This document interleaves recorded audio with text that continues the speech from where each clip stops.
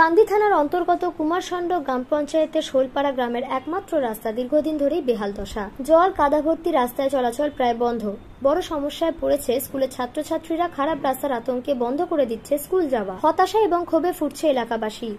এক গ্রামবাসী বলেন, এই রাস্তা দিয়ে আমরাই তো ঠিকমতো যেতে পারি না, ছেলেমেয়েরা কিভাবে স্কুল যাবে? যেদিন স্কুল যাচ্ছে সেদিনই কাদায় আছাড় খেয়ে স্কুলের পোশাক বই ভিজে যাচ্ছে, নষ্ট হয়ে যাচ্ছে। প্রসঙ্গত, শোলপাড়া পূর্ব প্রান্তের প্রায় 200টির বেশি পরিবারের একমাত্র যাতায়াতের রাস্তা। দীর্ঘ 20 বছর ধরে কোনো রাস্তাই হয়নি।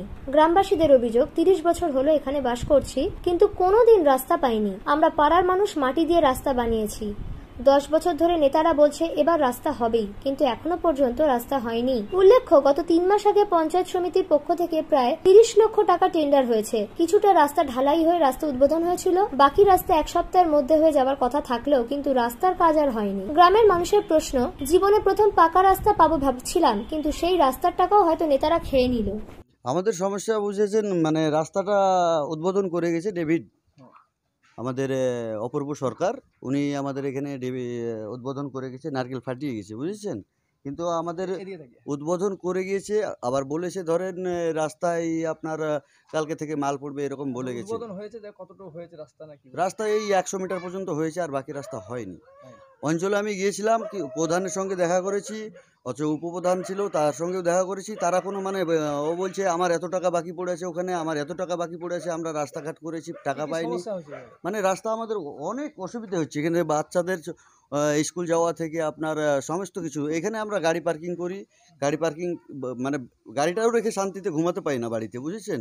আবার ভোটের টাইম এলে আমাদের পুরো পাড়াটাই তৃণমূল, বুঝেছেন। আমরা পুরো পাড়াটাই তৃণমূল ভোট করে, অথচ আমাদের রাস্তাটা এখনো পর্যন্ত করেনি। কারণ আমাদের অঞ্চল এখানে আপনার বাড়ি আছে প্রায় 200 বাড়ি ধরেন। বাচ্চাদের স্কুল যেতে সমস্যা হচ্ছে, মানুষের বাড়ি থেকে বের হতে অসুবিধা হচ্ছে। হ্যাঁ, আপনার গাড়ি চলাচল সবকিছু অসুবিধা হচ্ছে, বুঝেছেন। আমরা রাস্তাটা চাই।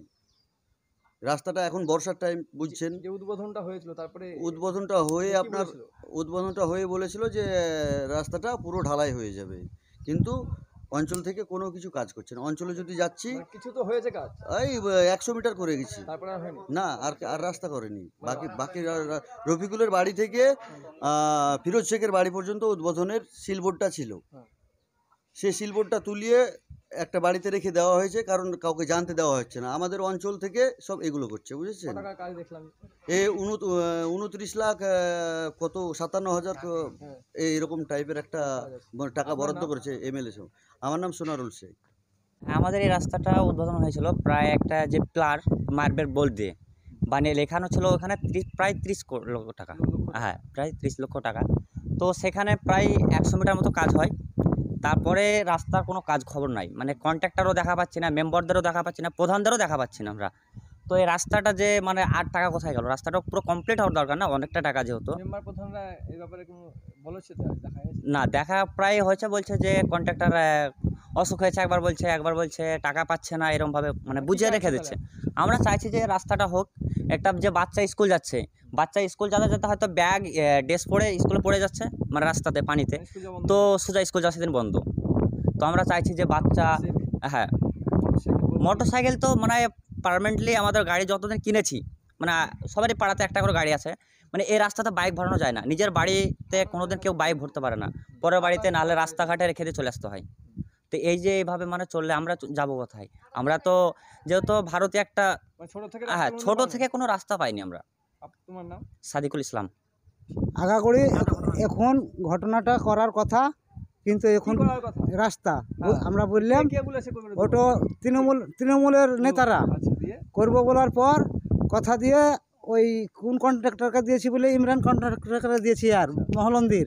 তারপরে ইমরানের কাছকে যাই, ইমরান বললে হ্যাঁ রাস্তা ইট পেড়ে দেবো, দিয়ে কিছুদিন থাকার পর ঢালাই করে দেবো। এখনও পর্যন্ত এই রাস্তা কিন্তু করে দিলে না। তারপরে বাপি সরকার এসে বলে আমরা এই রাস্তায় অ্যাকচুয়ালি করবই বলে চলে গেছে, কিন্তু করছে না। আজ মানুষের এত বড় দুর্গতি। কী কী সমস্যা হয়েছে? সমস্যা এই যে আমাদের পাড়া হয়ে গেছে, এখানে মানুষজন বাস করছে, কিন্তু কোনো রাস্তাঘাট নাই। কোনোদিন হয়নি না, করবো বলে করছে না, করবো বলে করছে না। 20-25 বছর ধরে বাস করছেন? হ্যাঁ, 22-24 বছর হয়েছে, কোনোদিন রাস্তা হয়নি। ছেলে মেয়েরা কীভাবে আসা যাওয়া করে? ওই তো কষ্ট করে যায়, স্কুল যায়, এত যাবে স্কুল যাওয়া ছেলে আছে, মেলা কষ্ট করে যায়। পড়ে যায় না? পড়ে যায় সরু সরু বাচ্চা ছেলেরা যায় ওইখানে যে গাড়ি ধরে ধানের ধানের গাড়ি আসে না, লেগে যায়। হ্যাঁ, আর রুগী টুগী থাকলে কি হয়? রোগীর কষ্ট খুব হয়। কালকে আমার ছেলের হসপিটাল নিয়ে গেছি, তো ঘাড়ে করে নিয়ে গেছি। আপনার নাম? সেলিম শেখ। সমস্যা হচ্ছে কি? জি, প্রচণ্ড অসুবিধা হয়। মানে আমরা মেন রোড দিয়ে আসি, অ্যাক্সিডেন্টটা বেশি হয়। বড় বড় গাড়ি আসে, আমাদের ভয় লাগে চালাতে গাড়ি। হ্যাঁ, অ্যাক্সিডেন্ট হয় বেশি।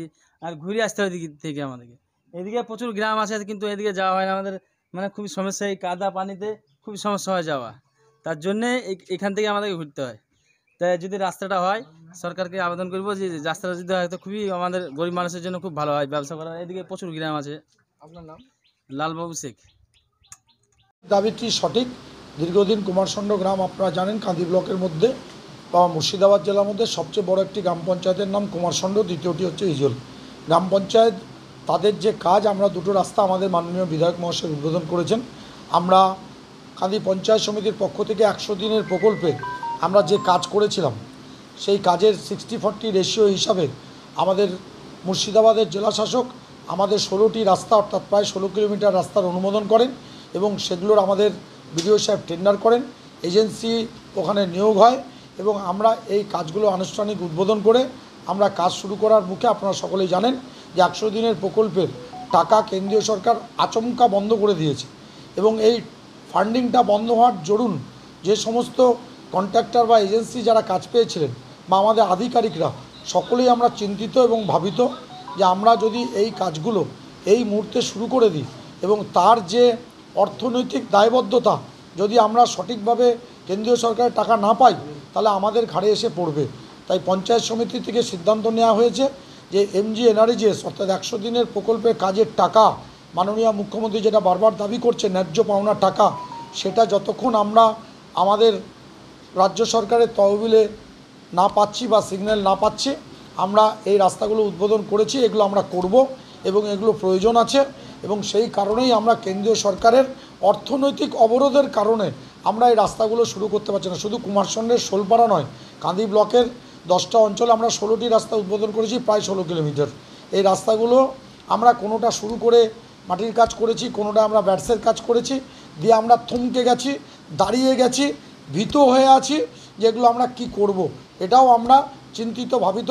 আমরা চেষ্টা করছি যত দ্রুত সম্ভব, হয়তো কেন্দ্রের বিজেপি সরকারের শুভবুদ্ধি উদয় হবে এবং তারা যুক্তরাষ্ট্রীয় কাঠামো মেনে আমাদেরকে রাজনৈতিক দৃষ্টিভঙ্গি থেকে না দেখে মানুষের কল্যাণে কাজ করার সহযোগিতার জন্য তারাও আমাদের কাছে এগিয়ে আসবে এবং তখন আমরা আশা করছি এই রাস্তাগুলো আমরা করে ফেলতে পারবো।